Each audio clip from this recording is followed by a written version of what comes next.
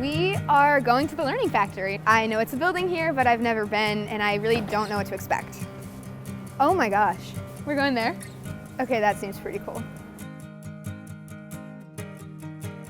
This is a engineering makerspace. It just opened up this semester. As we kind of walk around the building, you'll see that. Okay. I'll take you through all the spaces. This is just where we do some metalworking. A lot of our capstone projects will come in here, which are engineering senior design projects. All right, so this is our 4th floor. Oh my gosh. This is our 4th floor makerspace. This is a great space if you want to do just general like tinkering around with things, if you want to sit and do homework, if you want to sit and have a meeting.